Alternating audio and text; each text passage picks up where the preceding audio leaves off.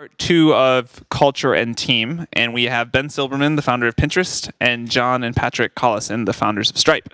Founders that have obviously sort of some of the best in the world at thinking about culture and how they build teams. So there's three areas that we're going to cover today. One will just be sort of general thoughts on culture as a follow-up to the last lecture, and then we're really going to dig into what happens at the founding of these companies and building out the early team, and then how that changes and evolves as these guys have scaled their companies up to 100 plus. I don't even know how many people you have now, but quite a lot. These very large organizations and how you adapt these principles of culture.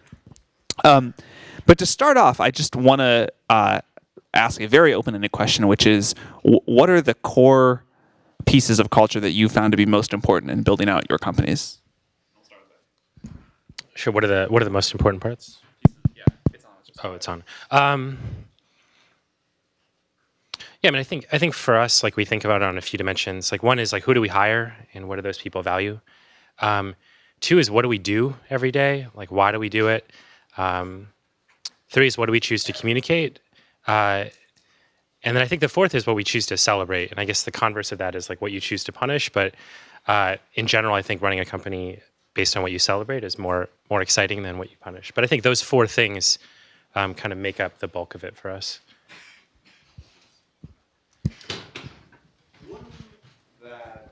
We've placed a large emphasis on as Stripe has grown, and probably more than other companies, is transparency internally. And I think it's something that's been really valuable for Stripe, and also a little bit misunderstood. All the things people talk about, like, hiring really great people or giving them a huge amount of leverage, transparency for us plays into that. We think that, if you are aligned at a high level about what Stripe is doing, if everyone really believes in the mission, and then if everyone has really good access to information and kind of has a good picture of the current state of Stripe, then that gets you a huge amount of the way there in terms of working productively together, and it kind of forgives a lot of the other things that tend to break as you grow a startup. And so as we've grown, we started off 2 people. We're now over 170 people. We've put a lot of thought into the tooling that goes around transparency, because at 170 people, there is so much information being produced that you can't just consume it all as a fire hose. And so how we use Slack, how we use email, things like that. We can go into it more later. But I think that's one of the core things that's helped us work well. I think culture, to some degree, is basically kind of the resolution to a bandwidth problem, in the sense that maybe when you start out working on something, you're sort of coding all the time, but you can't code all of the things that you think the product might need or the company might need or whatever, and so you decide to work with more coders, right? And so the organization gets larger, and maybe in some idealized world, I don't think this is actually true, but kind of ideally, you could be involved in every single decision, in every single sort of moment of the company, and everything that happens. But obviously, you can't, or maybe you can at 2 people, but you certainly can't at even like 5 or 10. Kind of that point comes very quickly. Then by the time you're 50, it's completely hopeless. And so culture is kind of how you kind of what the strands are that you sort of want to have, the invariants that you want to kind of maintain as you can get specifically involved in sort of fewer and fewer decisions over time. And I think when you think about it that way, maybe its kind of importance becomes sort of self-evident, right? Because again, like, the fraction of things you can be involved in directly is like diminishing, almost exponentially, sort of assuming your headcount growth is sort of on a curve that looks like one of the great companies.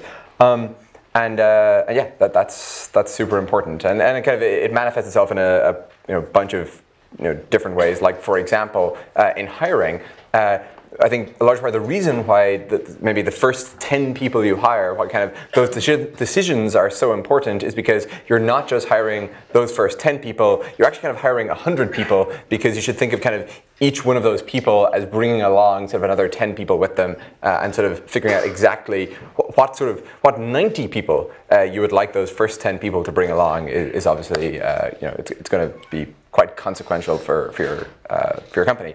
But really briefly, I think it's largely about sort of abstraction. So one thing that a lot of speakers in this class have touched on is how hiring those first 10 employees, if you don't get that right, the company basically will never recover. But no one's talked about how to do that. So what have the three of you looked for when you've hired these initial employees to get the culture of the company right? How have you found them, and what have you looked for? Sure. So I guess this answer is different for every company, and I'll say for us it was very inductive. So I literally looked for people that I wanted to work with and that I thought were talented. I think I've read all these books about culture because when I don't know how to do something, I first go read things, and everyone has all these frameworks. And I think one big misconception that someone said once is that people think culture is like architecture when it's a lot more like gardening. You plant some seeds and then you pull out weeds that aren't working and they sort of expand. So when we first hired people, we hired people that were like ourselves. And I often looked at like 3 or 4 different things that I really valued in people. I looked for people that worked hard and seemed high integrity and low ego. I looked for people that were creative, and that usually meant they were really curious and they had all these different interests. Some of our first employees are probably some of the quirkiest people I've ever met. They were engineers, but they also had all these crazy hobbies. Like one guy had made his own board game with this elaborate set of rules. Another guy was really into magic tricks, and he had coded not only like this magic trick on the iPhone, but he had shot the production video in the preview. And I think that quirkiness has actually been a little bit of a calling card, and we find that really creative, quirky people that are excited about many disciplines and are extraordinary at one tend to build really great products, and they tend to be great at collaborating. And the last thing is, we really look for people that they just wanted to build something great, and they weren't arrogant about it, but they just felt like it'd be really cool to take a risk and build something bigger than themselves. And that at the beginning is very, very easy to select for. If you were in our situation, we had this horrible office, like nobody got paid, and so there was no external reason other than being excited about building something to join. In fact, there was every reason not to. And that's something, looking back, I really, really value, because we always knew people were joining for the purest reasons, and in fact, were willing to forgo other great job opportunities, market salary, a clean office, good equipment, just for the chance to work. And so, to this day, I think a lot of those traits have been seeded and are embedded in the folks that we look at now.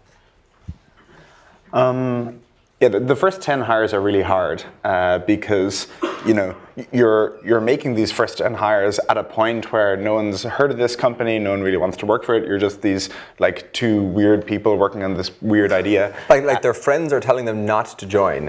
For our second employee, he was like, I think maybe he'd accepted the offer, or he was just about to, and his best friends like took him out the night before. It was like a full-on assault for why you should not join this company, why this is like ruining your life, basically. And so anyway, the guy subsequently or continued to join, and actually one of those friends also now works at Stripe. But this is what you're up against. Yeah. And I mean, it's also hard because no batch of 10 people will have as great an influence on the company as those first 10 people. And I think everyone's impression of recruiting is, you open LinkedIn, it's sort of like ordering off the dollar menu. You just like, I want that one and that one and that one. And now you have some hires. Whereas, at least for us, it was very much over a very long time period talking people we knew or friends of friends into joining. We didn't have huge networks. Patrick and I were both in college at the time, so there were no people that we'd really worked with to draw on. And so a lot of those early Stripes were people we had heard of, friends of friends. And the other interesting thing they all had in common is that they were all sort of early in their career or undervalued in some way. Because when you think about it, if someone is a known spectacular quantity, then they're probably working in a job and very happy with that. And so we had to try and find people who were, in the case of our designer that we hired, he was 18 and in high school and in Sweden at the time. In the case of our CTO, he was in college at the time. A lot of these people, they were early on in their careers, and the only way we could, you can relax one constraint. You can, relax the fact that they're talented, or relax, that it's apparent that they're talented. And we, not consciously, but we relax the latter. Yeah, I think sort of finding kind of the people who are kind of, I guess you have to kind of think like a value investor, right? You're looking for the human capital that's that's significantly undervalued by the market. You probably shouldn't look to hire your brilliant friends at Facebook and Google or whatever, because they're already discovered. If they're willing to join, that's great, but they're probably harder to convince. John and I spent a while yesterday afternoon sort of trying to figure out in retrospect what kind of traits our first 10 or so people had in common that we thought were significant. In general, sort of in speaking about culture, I sort of want to caveat everything we say with, Paul Buchheit, I think, said that sort of advice is, very limited experience, wildly over-extrapolated.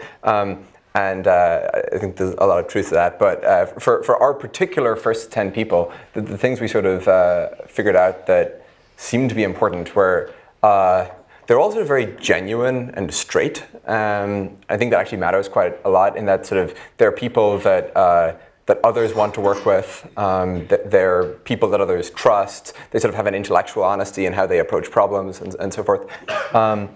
They were people who really liked getting things finished. There's a lot of people who are really excited about tons of things. Only a subset of those are actually excited about completing things. There's a lot of talk about, for example, hiring people off their GitHub resumes or whatever. I actually think that doesn't quite ring kind of correct to me in the sense that places a large premium on sort of lots of different things. I think it's actually a priori sort of much more interesting to work with someone who has spent 2 years sort of really investing in going deep in a particular area. And then the third trait that they all seem to have in common is they just sort of cared a great deal. Like it was offensive to them when something was just a little bit off. And kind of again, in hindsight, there are all these crazy things we used to do that do in fact seem crazy. Like we probably shouldn't have done them, but everyone was almost was borderline insane in sort of how much they cared about tiny details. Like we used to. Every single API request that ever generated an error went to all of our inboxes and phoned all of us because it seemed terrible to ever have an error that didn't go and sort of get a resolution from the user standpoint. Or we used to copy everyone else on every outgoing email, and we'd point out slight grammar or spelling mistakes to each other because it'd be terrible to ever send an email with a spelling mistake. Anyway, those were the three traits we came up with. Anyway, genuine, caring a great deal, and sorry, what was my second one? The other one. Yes. Sorry, yes, completing things, like lists of 3 items. Yeah, I mean, the only thing to say, I just don't think there's any wrong place to find people. So when I look back at our first few folks that we hired, they came from all over the place. I put up ads on Craigslist. I went to random tech talks. We met people at we used to throw weekly barbecues at the office. It was bring your own food and drinks, and then we would just talk to folks. I think every time I ever went and got coffee in Palo Alto, one of you guys was recruiting at Coupa because their office was strategically situated next to the best coffee shop. But I think that the really good people generally, they're generally doing something else, and so you have to go seek them out rather than expecting that they're going to seek you out. Triple so when no one's ever heard of or is using the product that you're working on. Yeah, and it's probably really important to have a great elevator pitch, not even for investors, but just because everyone you run into right now is, maybe 6 months, a year down the road, a potential recruit. And so the right time to have gotten them excited about your company, the right time for them to have started following it and, be thinking about it as they think about what they're going to do next is, as soon as you can start. It's going to take a very long time to recruit people, so being able to consistently get people excited about what you're doing will pay back dividends later. Maybe this is a little bit tangential, but John and I were also chatting about yesterday afternoon. Sort of a bunch of our friends have sort of started companies right out of school. We were sort of thinking about what seems to go wrong in those companies, and I think something that maybe the most common failure mode seems to be sort of doing something kind of overly niche or overly sort of specific and bounded. I think maybe it comes from sort of like there's a major shift in time horizon as you go from classes to building a startup, right? A class kind of plays out on a quarter or a semester or whatever, whereas a startup is like a 5 or 10 year thing. And I think this is really problematic because it's actually quite hard to hire people for niche things in that if you tell somebody, look, we're going to build a rocket that goes to Mars, like, I mean, that sounds almost impossible, but also sounds fucking awesome, right? And so it's actually pretty easy to convince people to work on it. Whereas if it's, well, you know, we're going to build this, I don't want to single out any particular idea because it probably sound like I'm picking some actual startup that's doing it. But you know, if you pick something pretty narrow, something that maybe kind of inductively comes out of the kinds of problems you'd solve as part of a class project, that's actually much harder to hire for. One specific question that has come up a lot is how, as a relatively inexperienced founder, do you identify who the really great people are? So, you know, you meet people at these barbecues or for your friends or whatever, and maybe you've worked with them a little bit, but what specifically did you guys do in your processes to identify, like, you know what, this person's going to be really great? Or when did you really get it wrong? But what have you learned about how to identify raw talent if you can't just say, well, they work at Google or Facebook, they must be good? Well, I mean, you'll never like 100% know, obviously, until you work with folks, which is why the flip side of it is, you know, if someone you hire just wasn't a good fit, you owe it to the company and to them to tell them how they can improve, and if they're not working out, to fire them. But I think that generally that question of talent falls into two big buckets. Like, one is you have some sense of what makes them good at their job, and there are some areas where you have taste in that area, and there's some where you don't. And the ones where you don't are actually much more difficult. So what we would do is we would do a few things. Like, first, before talking to anyone, we try to get a sense for like what is really world class in that discipline mean. And this becomes very, very important later when you're hiring things like head of finance, and you don't know anything about finance except what was contained in like a library book you got about like an introduction to finance, or head of marketing. I always made it a habit of like talking to people that I knew de facto were world class, and then asking them specifically, what are the key traits or characteristics that you look for? What are the questions that you ask? And how do you find them? And if you're looking for the next person that's as good as you, like where is that person working right now? And like what's her phone number? I think that like learning what good and bad is during the interview process is extremely expensive. It's an expensive use of your time, and it's an expensive use of everyone else's time. So pre-calibration of that really matters. And then once you have someone in sort of the interview process, you'll build the process over time to both screen quality. And so at Pinterest, you know, we have an evolving set of standard questions that we're always rotating through, and we're always measuring, are these good indicators or bad indicators of quality? But the other thing that the questions are meant to do is they're supposed to give a sense for, is this the right place for that person to come and work? And this is to the point you guys made about being very transparent about what's going to be easy or hard. Really great people want to do things that are hard. They want to solve tough problems. And so there was a certain brilliance in Google setting out these interview questions that were thought to be really difficult, because then people who like solving really difficult problems, they come out and seek those. I think it's really important, even as companies get bigger, that you don't whitewash the risks. I heard that PayPal, you would go in, and after interviewing with like Peter Thiel and Max Levchin, then they would say, and by the way, like Visa and MasterCard want to kill us, and we might be doing something that's illegal, but if you succeed, you'll redefine payments. Or when they were recruiting for the iPhone, they didn't even tell people what they were doing. They're like, you won't see your families for 3 years, but when you're done, your kids will remember what you built. And I think that's a really good thing in recruiting as well, that you're very, very transparent about why you think it's an amazing opportunity, but you lay out in gory detail why it's going to be hard, and then the right people select in, or they select out of that opportunity. Evidence suggests it's worth allowing people to see their kids, though. I feel like one thing you have to do as you try to identify talent is have the confidence to interview for it in a way that works for you. I think if you're say you're not the world's best engineer, and you're trying to interview engineering candidates, I think it's tempting to try to cargo cult what everyone else does and, get them to code on a whiteboard and do other engineering interviewee things. In the case of Stripe, hiring our first engineer, we flew the guy out and we spent a weekend coding with him and, looked over his shoulder and kind of, it was the only way we could really tell and get ourselves confident that person was good. And I think you can actually extend that to other roles where, again, you're not an expert and that, I'm no business development guru, but when we interview people for business development roles, we'll ask them to do a project, where they talk about how they would improve an existing partnership that Stripe has, or which new partnerships they would go out and do. And again, even though it's not my domain area, I am actually confident enough that I can judge those pretty well. And I think people often have this imposter syndrome when it comes to interviewing for roles.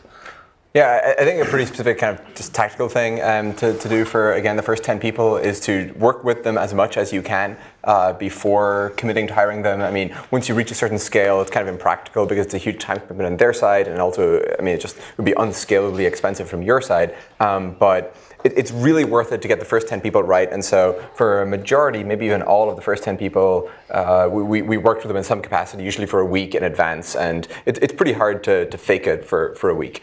People, it tended to be pretty clear quite quickly. Another thing I thought of, to the question of sort of how do you know like who's great or who's good enough or whatever, and people always talk about sort of this notion of the 10x person at sort of whatever the skill set is. I don't really know what 10x means. I think maybe the slightly more kind of helpful or like intuitive version of that is this person probably the best out of all of their friends at what they do? And so, it's a little bit sensitive to how well they choose friends and how many they have. But for me, at least, I find that kind of a more helpful way to think about it. Like, is this the best engineer this engineer knows? And the other thing I think that's actually probably just worth mentioning in all this kind of first 10 people, or even more generally on the culture and hiring topic, I think everyone sort of doesn't realize until they go through it themselves how important it is, in large part because in life and the media and everything, people focus way too much on founders, and that like here we are, and so kind of we're reinforcing the sort of structural narrative that like Stripe is about John and Patrick and Pinterest is about Ben and so forth. Whereas, obviously sort of the vast majority of what our companies do, like 99.9%, is being done by people who are not us, right? And I think, obviously that's kind of, it's obvious when you say it, but it's sort of very much not just the macro narrative, and companies are abstract, so you kind of need to associate them with specific people. But I think it's worth bearing in mind that like for Apple, everything was Steve Jobs was like a tiny detail at the end, right? Or Google with Larry and so forth. So don't screw it up, is what you're saying. Something like that. I think the only other thing I'll mention is that I think referencing people is really important, and referencing people is just what it sounds like. You're basically asking people who have real material working experience for their honest opinion. And we do that really aggressively. And what we're trying to figure out is, what's this person like to work with? We're not trying to validate like whether they told the truth on their resume, because we assume that they're telling the truth. So very standard questions that I'll ask somebody is in an interview.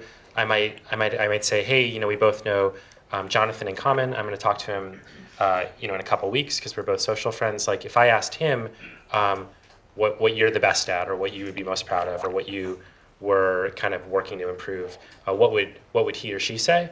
Because it sort of tests the level of self-awareness and creates a bit of social accountability. And then I'll try to ask something that makes the question, which is typically very soft, feel a little bit more quantitative, and then calibrate that over time. So in evaluating this person on this dimension, do you think this is the top 1% of people you've ever worked with, the top 5%, and the top 10%?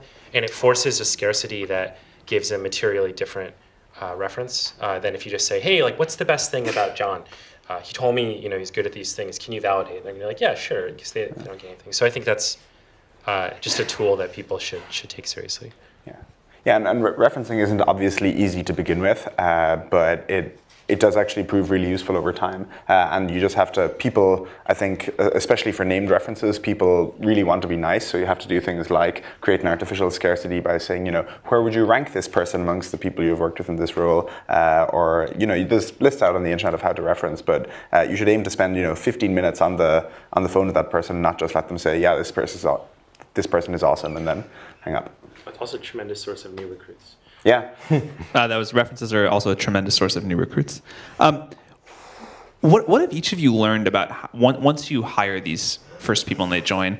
What have you done to make them effective quickly, to get them sort of to the right cultural place? Because sort of hiring is usually very difficult, but then not as difficult as making them happy and effective. So what do you do with these early employees to accomplish that?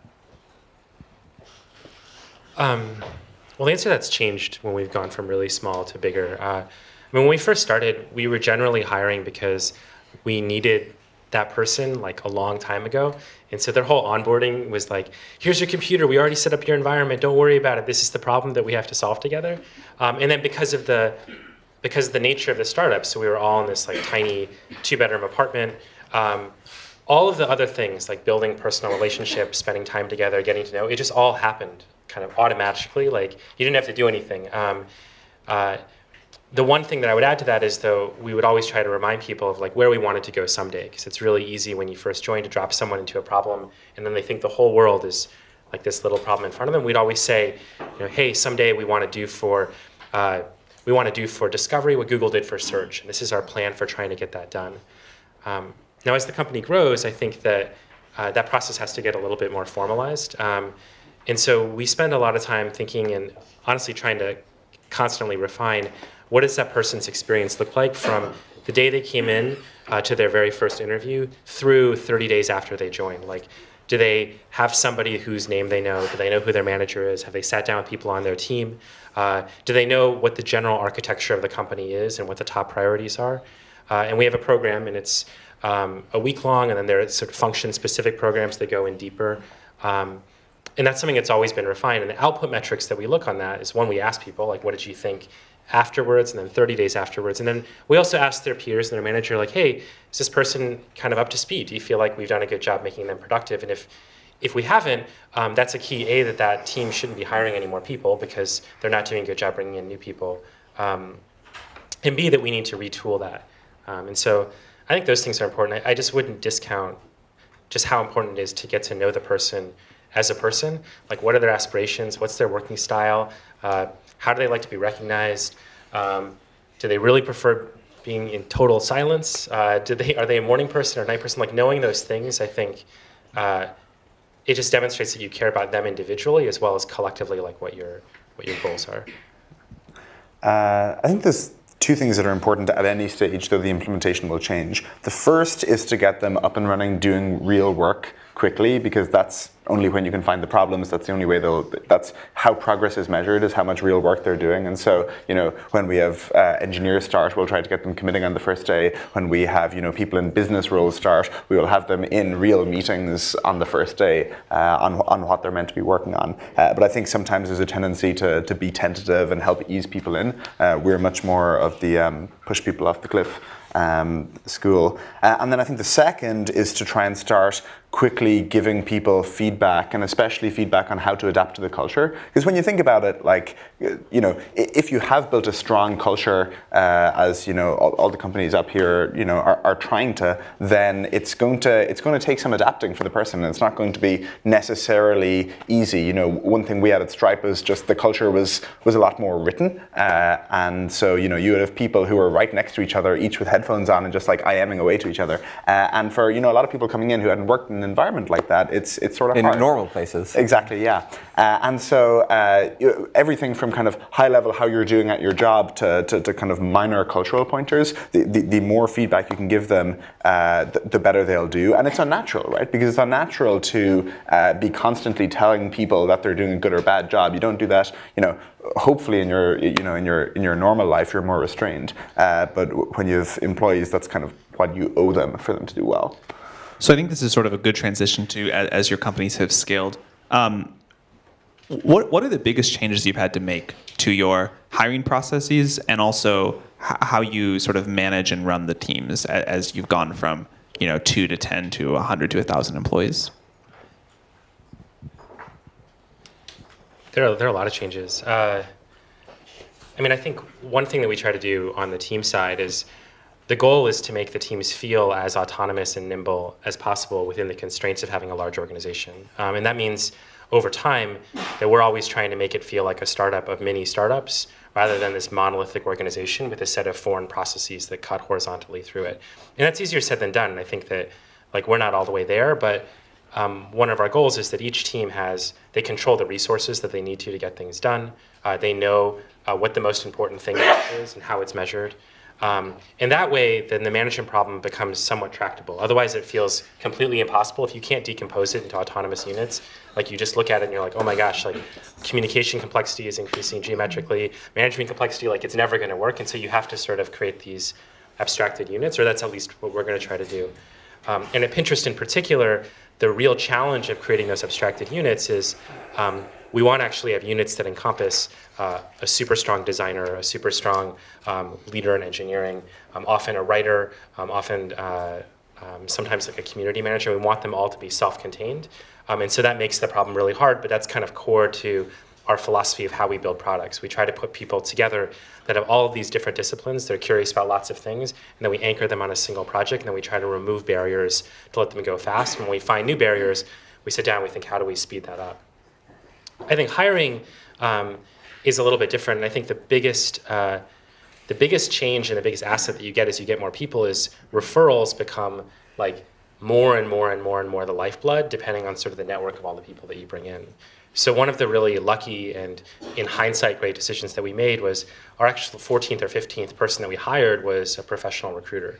And she'd worked at startups, she'd worked at big companies like Apple, but she sort of knew where that pipeline breaks down, kind of knew the early indicators, and taught everyone not just how to sort of screen for talent, but how scalably to identify the people that are going to be culturally really good for the company. And I think looking back on that, it's something that I personally really value.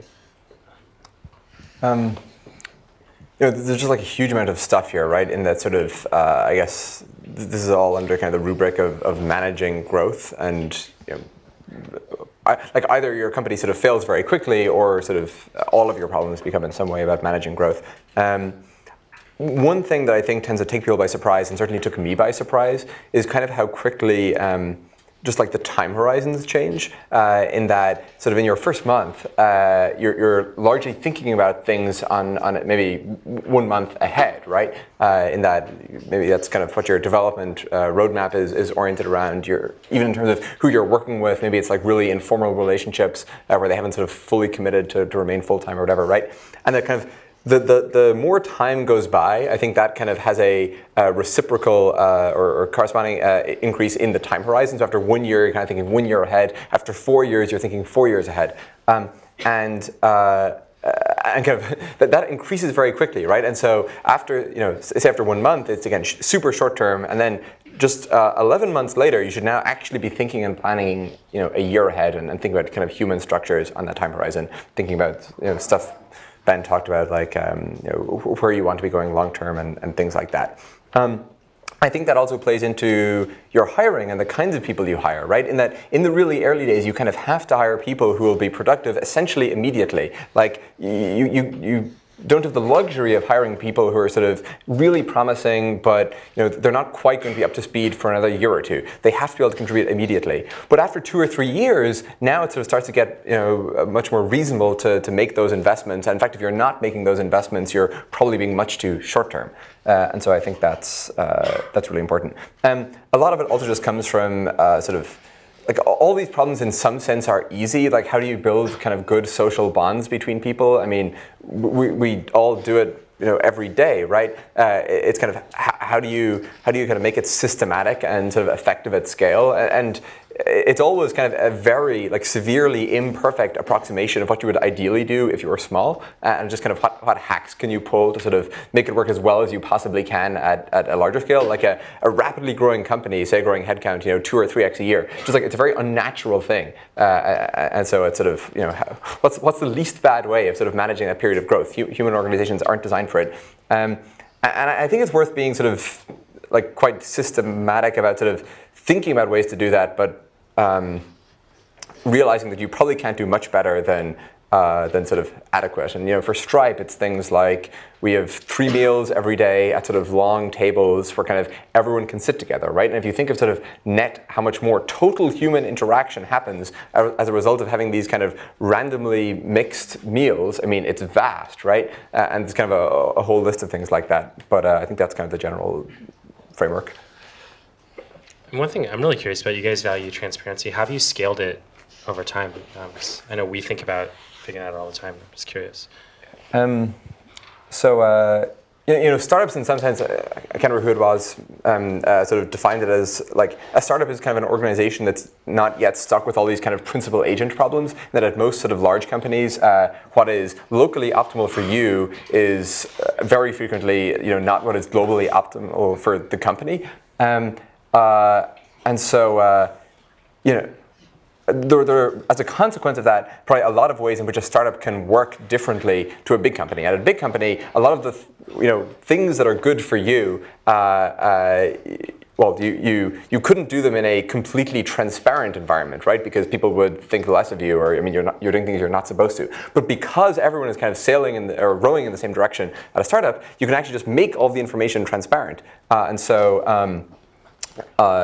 Yeah, I mean, from a very early, I guess I mentioned earlier, like Stripe used to BCC every other person at Stripe on basically every single outgoing email unless you opted out of it, because we thought that would be sort of much more efficient. You wouldn't need to have as many meetings if you could just kind of keep abreast of what's happening. And over time, we've sort of built an increasingly intricate sort of framework of mailing lists, and we now have like a program for generating Gmail filters, and for like a pretty rocky patch, we were 50 people or so, to Ben's point of like asking people sort of how they're getting on after the first couple of days. They all reported terribly because like they couldn't even find all the emails people were sending to them, and they were missing things and everything. Gmail broke at one stage. Oh, right. At one point, Gmail broke because you were just like sending too much email. I mean, it is hard to scale because it's. I mean, you might sort of contact somebody outside of the company with like some great idea, and maybe like the person sitting across the way from you thinks that's like the stupidest idea they've ever heard, right? And you're kind of subject to the scrutiny of the entire organization to some degree with all of your communication. Like that's kind of the challenging side of it. And then the good side is people are much more informed about what's happening. I guess I don't feel that I can give a much stronger endorsement of it than it has worked so far. Pretty good. I'm actually really curious how or whether it'll work when we're 5,000 people or something like that, if we're ever at that scale. I think the two things that have helped us scale it are, one, changing the tools, and two, developing the culture around it. And so on the tools front, it used to be the case that, or kind of the infrastructure, it used to be the case that you could keep abreast of what's happening in the company by reading all the email. Now we have, weekly all hands, sometimes with a deck, and we actually have to go put all this work into developing a deck to communicate to people what's going on in the company, since there's so much more. And the second is on the cultural side, so much information being available internally, you have to develop cultural norms around how it's treated. Obvious things like the fact that a lot of it is confidential to Stripe, but even less obvious things like when emailing someone or talking in Slack or IRC, when that is viewed by now 170 people, it's actually it's pretty easy to get stage fright. And it's pretty easy for what you thought was a reasonable proposal. You get this drive-by criticism, and you're now less likely to share in future. And so we've had to create norms around when it's reasonable to jump into discussions and how that interaction works, because people are on stage so much more. I'm pretty sure it's net good, but not to put her on the spot, but Emily interned at Stripe this summer. I'm curious, like as an intern, what you thought of it. I think overall it's great. I think like my first week, I spent most of the time just reading Hackpad and getting caught up on what the company was doing. It can often be quite distracting from your own work, as there are oftentimes other parts of the company you're really interested in. Hackpad, by the way, is like Google Docs, but with a newsfeed, and you can just like see all the documents. Yeah, and you're encouraged to make everything public, everything you work on. But overall, it gets you spun up really quickly. And we also have things called spin-ups, where every single sort of leader of a team at the company, whether it's like sys or its product, gives like a 30-minute talk on what their team is currently doing and sort of how you can contribute if you're interested. Did you think email transparency was net good? Yes, I remember having a hard time understanding what I should and should not subscribe to, and like the first week having like 2,000 emails in my inbox, and then by the end, you know, there's like 3 or 4 teams you actually want that information coming in from. All right, audience questions. Yes. So this question is for Patrick and John. Is it your experience that your early hires are able to grow and evolve into leadership roles as the company scales? And a question for Ben. How is what Pinterest is today, how is it different in your initial vision of what the product and the audience would be? All right, we'll go first on. Have the people, actually all three of you are welcome as this, have the people that you've hired early been able to grow into leadership roles? In Stripe's case, yes, in that quite a number of the first 10 people are in leadership roles now. I think that's one thing that organizations, again, it's sort of an unnatural skill that they have to get good at, is realizing that, you know, people don't necessarily come out of the womb being good at managing or, you know, being good at leadership, and being able to develop that in people, and being able to you know, help people progress as they spend a number of years at the company. It's a lot of work at a time when everyone is, you know, running around with their hair on fire. But it's also sort of damaging if the company can't develop that skill. Yeah, I think for us the answer is some yes and some no. I don't know. I think one of the big benefits of working at a startup is that you can be handed a challenge that no one else would be crazy enough to give you the opportunity to take on, and that could be managing people, it could be taking on a project.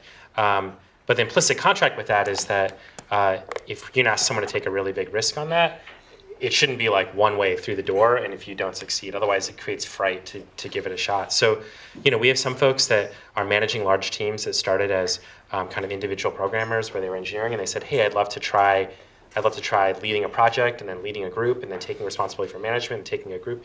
And we have other folks that tried it and they were like, I'm really glad I tried it because I never want to do that again. And we try to make sure that for those people, like, you can have just as much impact at a company through your individual contributions as an engineer or designer. You don't have to manage. But it's really hard to predict until you give people a shot. And so my strong preference is that you give as many people a shot as possible. And in the few areas where you really feel like there's too much kind of learning curve relative to the business objective you're trying to achieve, that's when you look for somebody who might be able to walk in and really execute well on that job. Do you want to answer the Pinterest question? Oh, so the question was, how's the vision changed since we initially started? Yes. Sure. Well, I mean, I think on the vision, when we first started, you know, I think we started it like hiring, very inductively. We were like, oh, we're going to build this really cool tool. People are going to enjoy it. I love collecting things. Maybe other people like collecting things.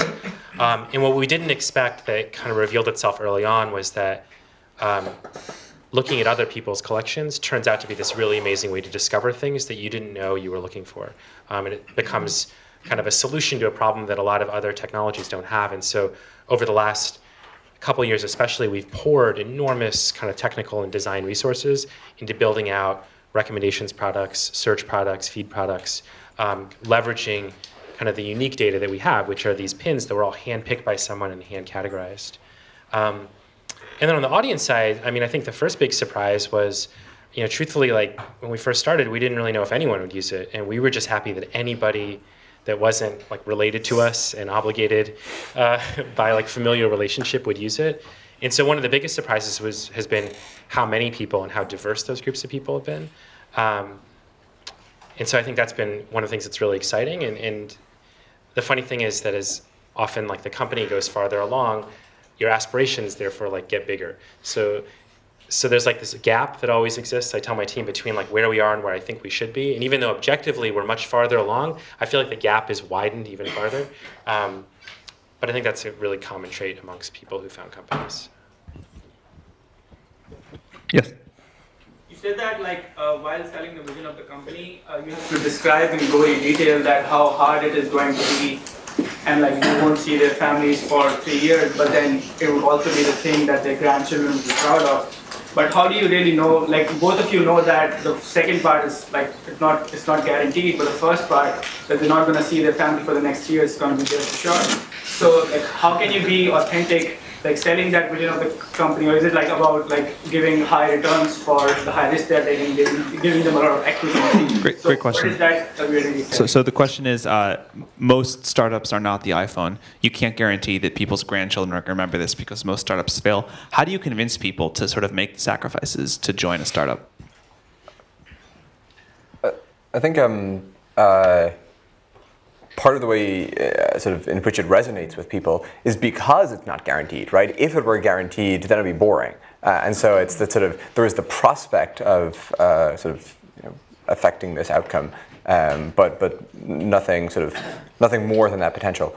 To the sort of not seeing their families or kids or whatever, I mean, startups often do involve sort of longer hours in the beginning, but I think, well, I think that particular story is probably somewhat overstated. I think Scott Forstall was trying to recruit these people. But I mean,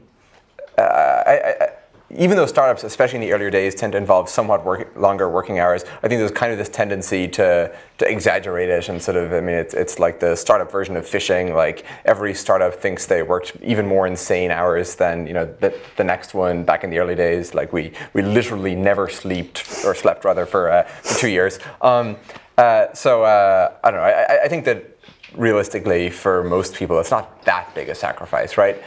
You're maybe on average, being really realistic about it, people work 2 hours more on average per day. It's certainly a sacrifice, but it is not foregoing all pleasure and enjoyment for the next half decade.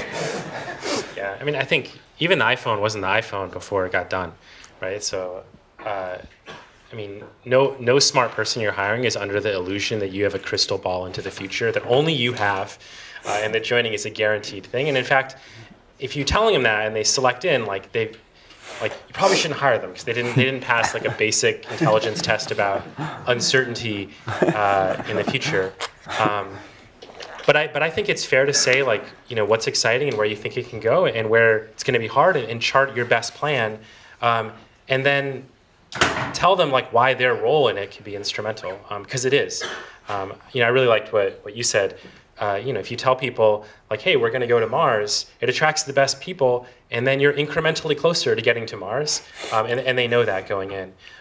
What I would discourage doing is just whitewashing all of that. And if people kind of are joining because they want sort of, I want all the certainty and guarantee of working at Google, plus the perk of working in a small startup with more email and transparency, that's a really, really negative sign. For example, when I interview people, they'll often say, I'm really passionate about what you're doing. And then I'm like, well, where else are you interviewing? And then they'll just list 7 companies that have nothing to do with each other, except they're sort of at the same stage we're at. They're like, I love the problem of discovery, so I'm interviewing at Stripe, Dropbox, Airbnb, Uber. Now I'm also putting into my resume into Google X, into that part of the division. And that's a sign that they're probably not being authentic with what they care about. And those folks often, when things get really hard, they won't stick it out and work through it because they were really signing up for an experience, not for achieving a goal.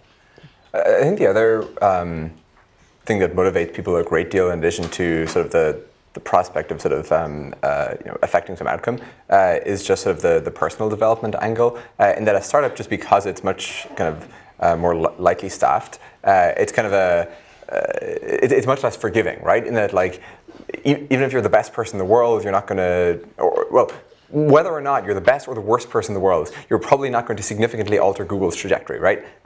Whereas if you sort of really want to benchmark yourself and sort of see how much of a contribution and an impact you can make, and I think kind of that prospect is quite compelling to a lot of the best people, then a startup is sort of a much better place to go test that. All right. Last question. Last question. So this question is for Ben, but you guys can all answer it. But how has your user base affected your hiring strategy? So Pinterest is a site that's used 80% by women. So how did that affect your initial hiring decisions? How has your user base affected your hiring strategy? Yeah, so conventional wisdom is like you only hire people that religiously use your product every single day, and that probably works really well if you're making an API. It's probably amazing. For us, like we screen for people that are ambitious and excited about the vision of cracking discovery online, and they have to know like exactly how our service works and have to have used it, but they may not be a lifelong user. And that, for us, is this great opportunity because we can be like, what is the barrier that's preventing you from using it? Come join, remove that barrier, and help us get closer to kind of that vision.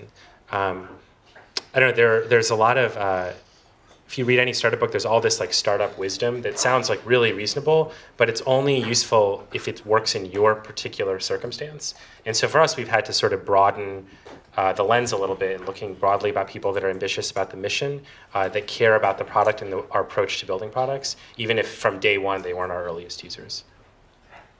Okay. The one thing I'll just tack onto that is that when we talked about the fact that it's really hard to hire for those early employees, and you have people who have other good options. You're very much at the ugly duckling stage. Finding people who are passionate about your product can be a great way to find people, because there you kind of have an unnatural advantage over other companies. And so I know for sure in Stripe's case, we definitely